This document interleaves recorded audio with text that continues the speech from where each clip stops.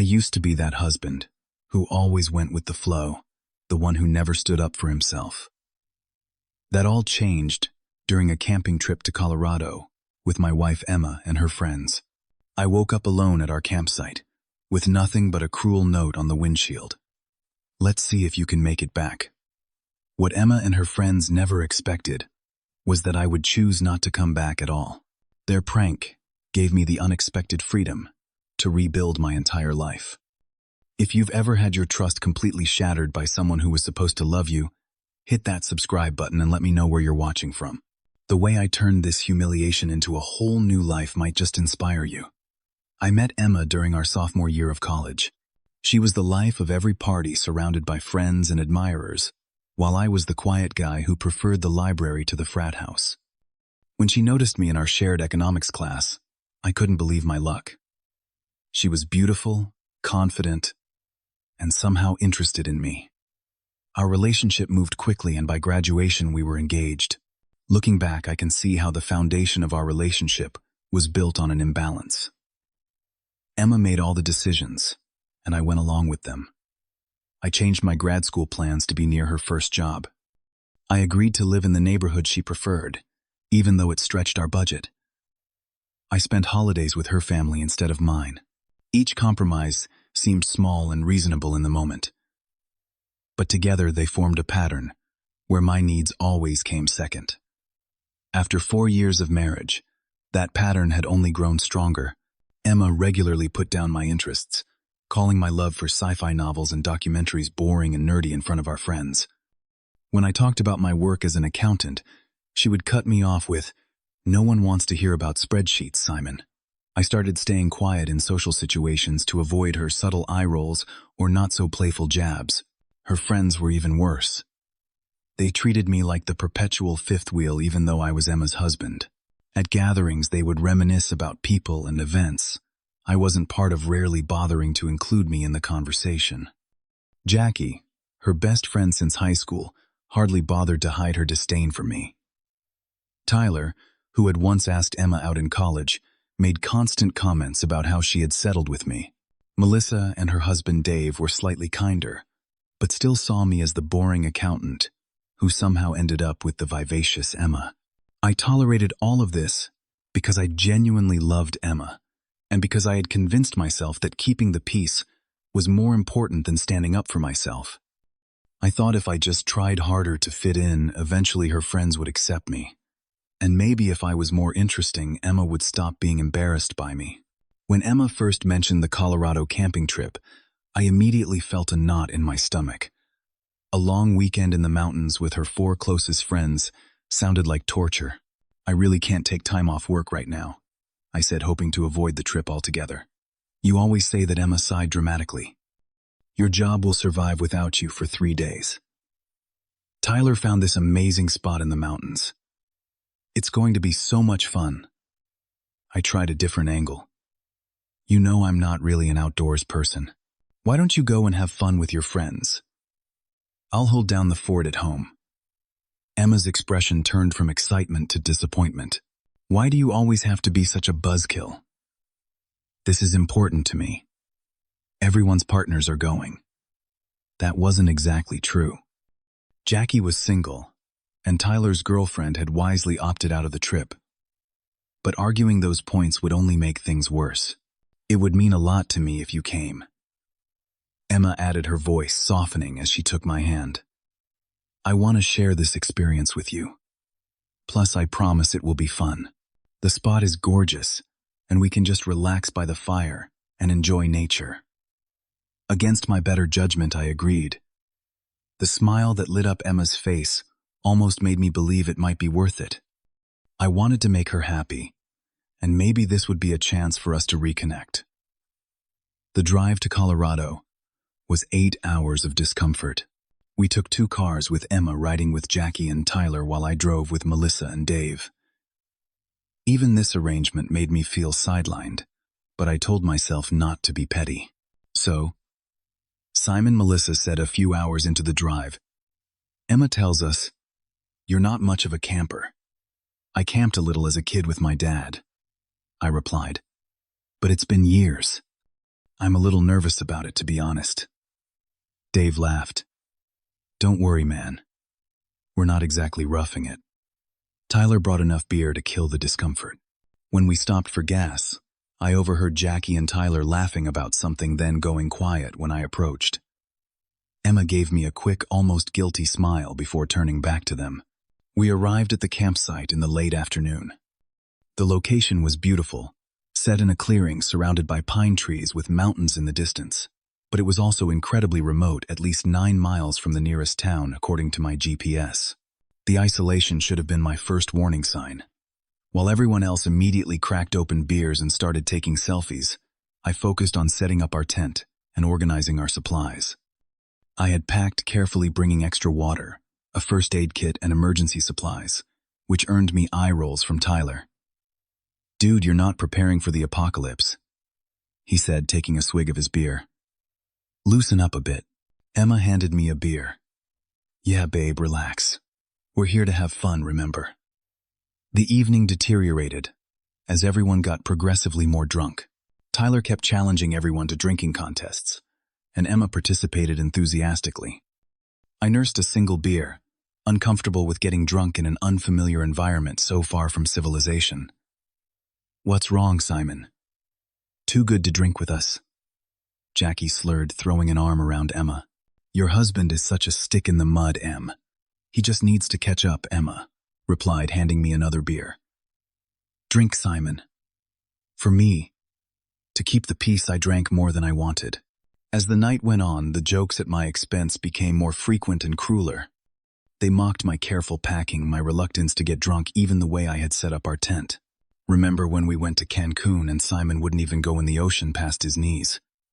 Tyler said, sending Emma into fits of giggles. "Or when he got food poisoning at my birthday dinner and threw up in the restaurant bathroom," Jackie added. I smiled tightly and pretended their words didn't hurt. By midnight, I was ready for the day to end. I told Emma I was going to bed, and she barely acknowledged me, too busy doing shots with Jackie. I fell asleep alone in our tent, hoping tomorrow would be better. I had no idea that there would be no tomorrow with Emma, that this was the last time I would see my wife for 15 years. I woke up to silence, the kind of heavy, complete silence you only get in remote places far from civilization. My head was pounding from the beers I shouldn't have had, and the tent was stifling hot in the morning. Sunday, I reached out for Emma, but her sleeping bag was empty. "Emma." I called, my voice scratchy from sleep. No response. I unzipped the tent and stepped outside, expecting to see everyone gathered around a morning campfire or making breakfast. Instead, I found an empty clearing. Both cars were gone. All the supplies, except for my tent and sleeping bag, had vanished. For a moment, I thought I was still dreaming. I spun in a full circle, my heart beginning to race. "Hello, Emma, guys." Nothing but the wind in the trees answered me. I rushed back to the tent, searching for my phone. It was there, thankfully, but my wallet was missing from my jeans pocket. I turned on my phone, noting the weak battery. And as expected, no reception in this remote location. I had maybe 20% battery left, hardly enough to use GPS for any length of time, and useless without a signal anyway. That's when I saw it. A piece of paper tucked under a rock on the ground where Emma's car had been parked. With shaking hands, I unfolded it. "Let's see if you can make it back it." Read in Emma's handwriting, followed by a smiley face. I stared at the note, unable to process what was happening. They had left me. Deliberately. In the mountains of a state I didn't know, with no transportation, no money, and limited phone battery. As a joke, the reality of my situation began to sink in. I was miles from the nearest town. I had no supplies, except the clothes I was wearing, my nearly dead phone, and my camping gear. No food, no water, no transportation. Was this some kind of twisted test? A prank that they would laugh about later? Remember when we left Simon in Colorado, and he freaked out? I could almost hear Jackie saying it, Emma laughing along. I packed up my tent and sleeping bag, strapping them to the small day pack I had fortunately kept with me rather than storing in the car. I studied the map on my phone, trying to memorize the route to the nearest town before my battery died completely. 9 miles of hiking through unfamiliar terrain lay ahead of me. As I walked, my initial shock gave way to anger. What kind of people abandoned someone in the wilderness? What kind of wife participated in such a cruel joke? Every step I took fed my growing rage. The physical exertion of hiking with my pack in the heat only intensified these feelings. 3 hours into my hike, I had to stop and rest. My city shoes weren't made for mountain trails and blisters were forming on my feet. I sat on a rock, taking inventory of my situation. I had made it maybe 4 miles. My phone battery was at 10%. I had no water left. The sun was directly overhead, beating down mercilessly. I checked my phone one last time before turning it off to conserve the remaining battery. To my surprise, I had a single bar of reception. And notifications. Several text messages had come through. From Jackie, "Hope you're enjoying the nature walk." From Tyler, "Dude, your face is gonna be epic when we pick you up later." From Emma, "Don't be mad, babe. Just having some fun. We'll be back for you before dark. Maybe." The casual cruelty of these messages stunned me. This wasn't a misunderstanding or a joke gone too far. They had planned this, executed it, and were now mocking me while I was in a potentially dangerous situation. I turned off my phone without replying. I needed the remaining battery in case of a true emergency. And somehow, I would make it to town on my own. It took me another 5 hours of painful hiking to reach civilization. By the time I stumbled into a small diner at a highway rest stop, my feet were bleeding. I was severely dehydrated, and the sun was beginning to set. I must have looked like a disaster, because the middle-aged waitress behind the counter immediately put down what she was doing and guided me to a booth. "Honey, what happened to you?" she asked, bringing me a large glass of water without being asked. My wife and her friends," I managed, my voice cracking. "They left me at our campsite as a joke. Took the cars, my wallet, everything." The waitress, whose name tag read Ruth, looked at me with such genuine concern that I nearly broke down crying. When was the last time someone had looked at me that way? "That's not a joke," she said firmly. "That's just cruel. Let me get you some food on the house, and then we'll figure out what to do." As I sat there devouring the burger Ruth brought me, I turned my phone back on to check the time. It was nearly 7 in the evening. More messages had arrived. From Emma. "Okay, joke's over. Where are you? We came back to the campsite, and you're not here." From Emma. Again. "Simon, this isn't funny. Call me when you get this." From Jackie, "Way to ruin the joke, Simon. Emma's actually worried now." I stared at my phone, a strange calm settling over me. They had returned to the campsite, probably expecting to find me waiting pathetically, ready to forgive them once they showed up laughing. Instead, they found it empty, and were now concerned not for my safety, but that their joke had been spoiled. In that moment, with perfect clarity, I saw my marriage for what it was. I saw Emma for who she truly was. And I made a decision. I didn't call Emma. I didn't text her back. Instead, I asked Ruth if the diner needed any help. "We could use a dishwasher," she said, surprised. "But don't you need to let your wife know you're okay?" I looked at my phone as more messages appeared. Missed calls now. 12 of them. "No," I said, turning the phone off again. "I don't think I do." Ruth didn't push. She just nodded and said, "Dishwashing job comes with a meal per shift. You can start tomorrow if you want." I used the emergency credit card I kept hidden in my phone case to check into a motel next to the diner. As I showered away the dirt and sweat, I felt like I was washing away my old life too. I had been a doormat for too long, accepting disrespect and humiliation to keep others happy. If Emma and her friends thought it was funny to abandon me, perhaps they would appreciate the irony of being abandoned in return. Over the next week, I worked at the diner during the day and used the motel's computer at night to figure out my next steps. My phone showed dozens of increasingly panicked calls from Emma, but I never answered. I finally turned it off for good. After seeing her final message, The police say, "I can't file a missing person report yet. Please just tell me you're okay." I wasn't okay, but I would be. And I would be it on my own terms, not crawling back to someone who had treated me as less than human. With only the emergency credit card and what I earned washing dishes, my first few months in Colorado were challenging. After a week at the motel, Ruth offered me a small room for rent above the diner. It wasn't much, just a bed, a dresser, and a shared bathroom down the hall, but it was all I needed and all I could afford. I picked up a second job working evenings at a gas station, saving every penny I could. The physical labor was exhausting, but in some ways, it was exactly what I needed. I fell into bed each night, too tired to ruminate on my decision or feel guilt about not contacting Emma. That's not to say I didn't have moments of doubt. Sometimes lying awake at night, I would wonder if I was overreacting. Maybe it really was just a joke that went too far. Maybe Emma was truly sorry. But then I would remember her laughing with her friends at my expense year after year, and how she had never once stood up for me. I would remember that note left on the windshield and know I had made the right choice.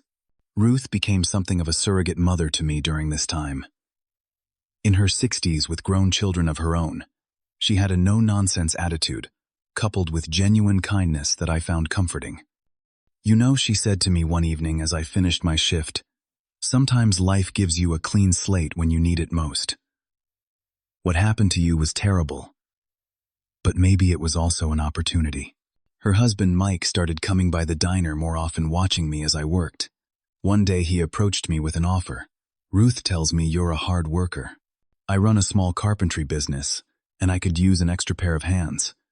Pays better than dishwashing, and I can teach you a trade." What do you say? I had never considered carpentry before.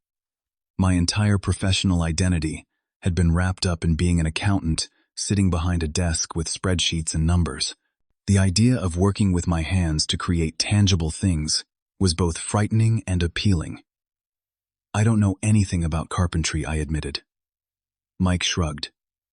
"Everyone starts somewhere. I'm offering to teach you." I accepted his offer, and it changed the trajectory of my new life. Carpentry was challenging in ways my accounting job never had been. It was physical, creative, and at the end of each day I could see the results of my labor. Mike was a patient teacher, and I discovered I had a natural aptitude for the work.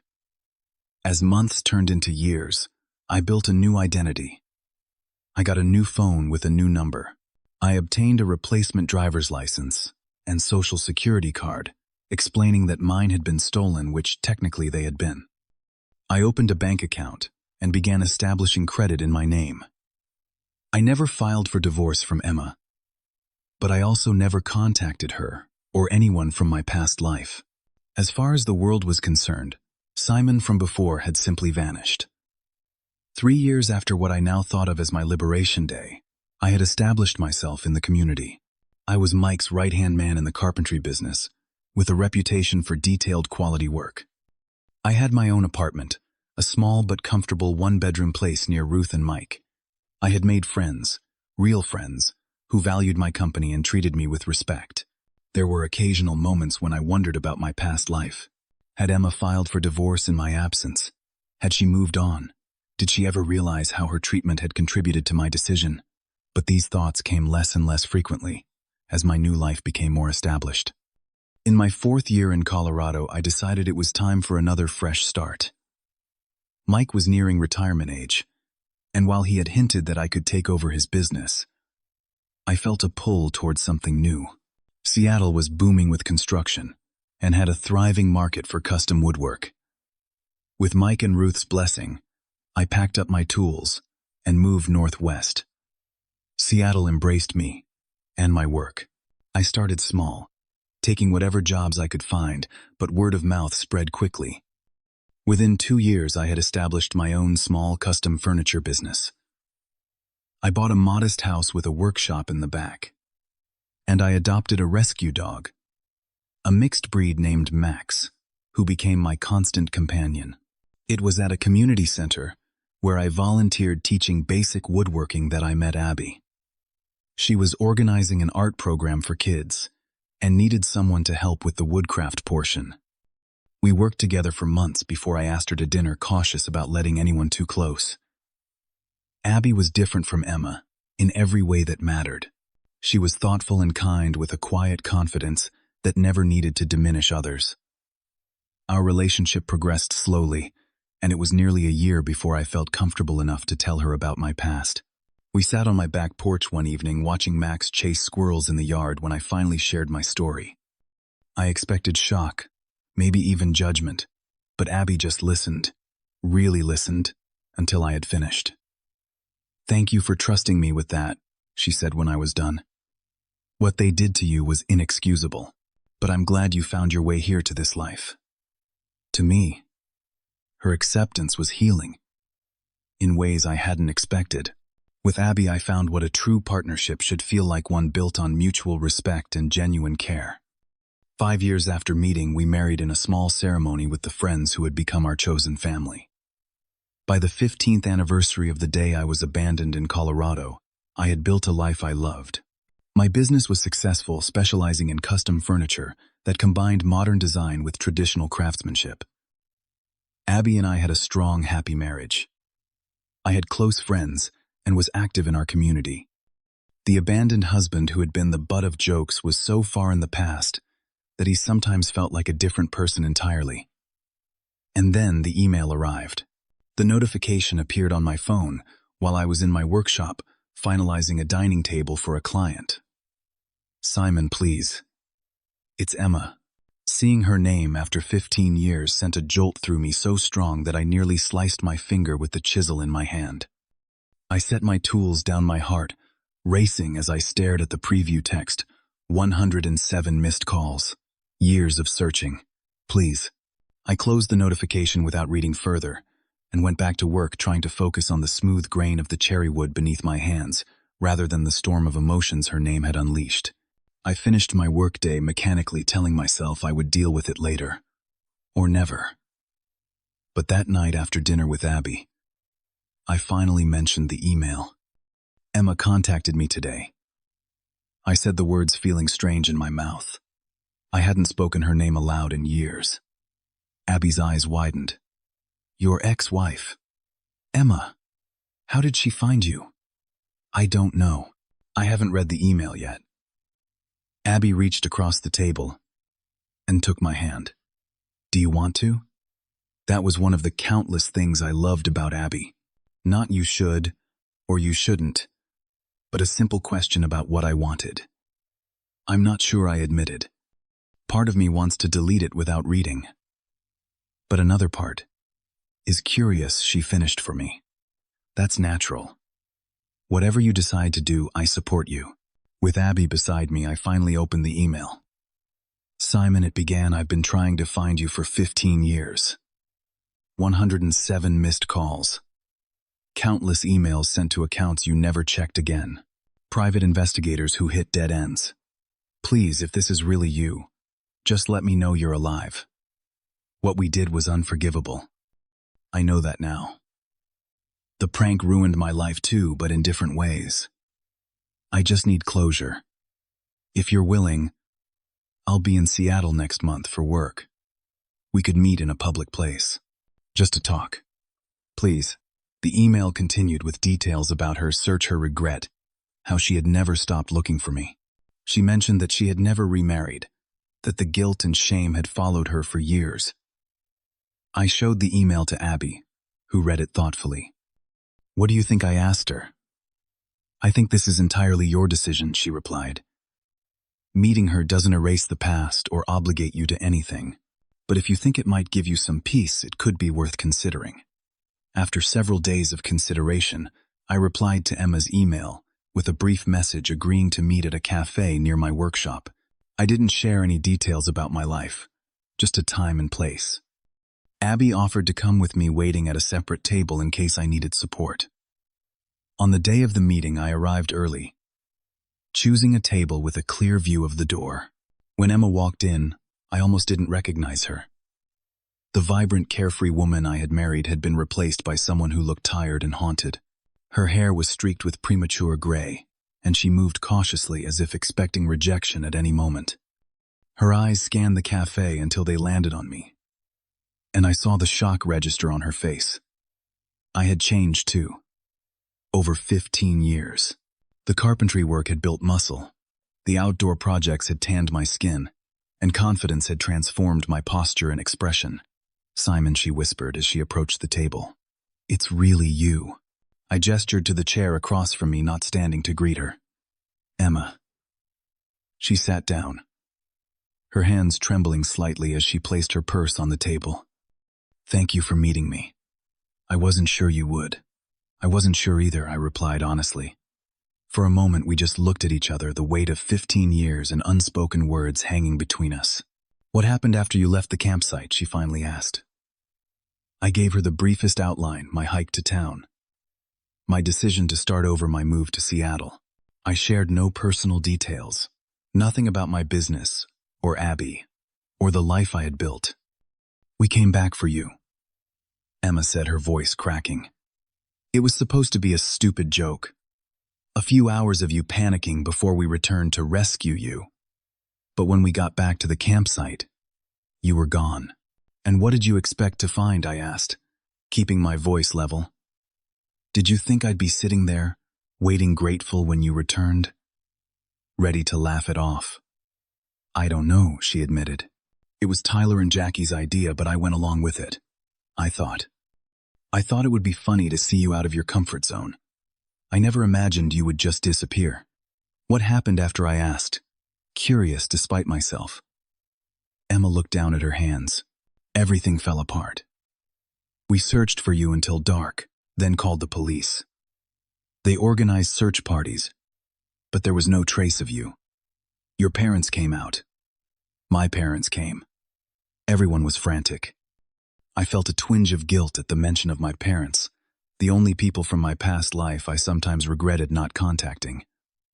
Eventually, Emma continued, Jackie and Tyler admitted what we'd done. The police were furious, said we could be charged with reckless endangerment. Your parents could barely look at me. Mine were ashamed. All our friends took sides. Most people blamed us rightfully." She wiped away a tear. "I filed a missing person report, hired private investigators. For years, I kept your cell phone account active in case you ever called. 107 missed calls, Simon. I left 107 voicemails before the service finally told me the mailbox was full." "Why?" I asked. "Why keep looking for so long?" At first it was panic and guilt. Then, as time passed, I realized what I had lost.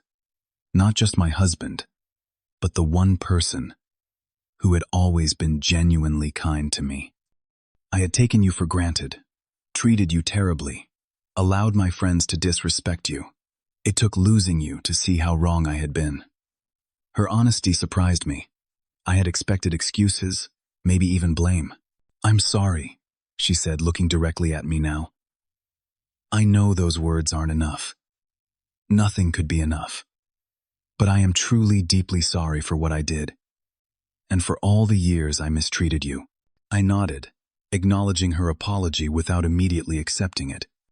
"How did you find me?" "One of your pieces was featured in a design magazine, a coffee table with this distinctive inlay pattern." She pulled out her phone and showed me a photo of one of my designs. I recognized it immediately.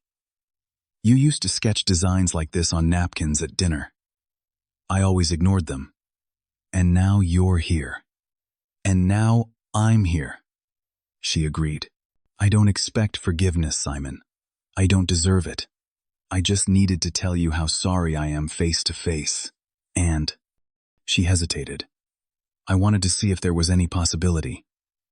Any chance at all." "There isn't," I said, gently but firmly. "I'm married, Emma. Happily married. I have a life I love. I have peace." The hope in her eyes dimmed, but she nodded in understanding. "I'm glad. You deserve that. All I ever did was make you smaller." We talked for another hour. I shared a little more about my journey, while carefully maintaining boundaries around my current life. Emma told me about her struggles after my disappearance, the depression, the damaged relationships, the career setbacks caused by her obsessive search. As our conversation wound down, Emma looked at me with sad resignation. Was it worth it? Leaving everything behind. I considered her question carefully before answering. It wasn't an easy path. Starting over with nothing was one of the hardest things I've ever done. But yes, it was worth it. That cruel prank gave me something priceless. The chance to rebuild my life on my own terms, surrounded by people who value me. In a strange way, I should thank you for that. Emma's eyes filled with tears again. I wish I could go back and change what happened. But I'm glad you found happiness even if it wasn't with me. As we prepared to leave, Emma asked one final question. Can you forgive me, Simon? Not for my sake, but for yours. I thought about the anger and hurt I had carried for so many years, how it had gradually faded as I built my new life. I already have. I realized aloud, not to absolve you, but because holding on to that pain wasn't serving me anymore. What happened shaped me, but it doesn't define me. We said goodbye without hugging or promises to stay in touch. As she walked away, I felt a sense of closure I hadn't known I needed. I watched her go, then turned to find Abby waiting patiently at her table. I walked over and took her hand, grateful for the life we had built together. That meeting happened 5 years ago. I never saw or heard from Emma again. I did, however, reach out to my parents, establishing a careful, limited connection. After explaining that I needed my separate life, they were simply overjoyed to know I was alive and well. Sometimes the worst moments in our lives lead us to the best outcomes. Being abandoned in those Colorado mountains forced me to recognize my own worth and refuse to accept less than I deserved. It taught me that sometimes walking away is the strongest choice you can make. If you're watching this and feeling trapped in relationships where you're undervalued or mistreated, know that it's possible to start over. It's never too late to choose yourself.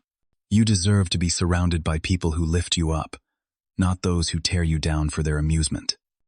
Have you ever had to walk away from someone who didn't value you? Share your story in the comments below. If this resonated with you, please hit that like button and subscribe to see more stories of transformation and resilience. And if you know someone who might need to hear this message of hope, share this video with them. Thank you for listening to my journey. And remember, sometimes the greatest act of self-respect is simply refusing to return to places where you're not valued.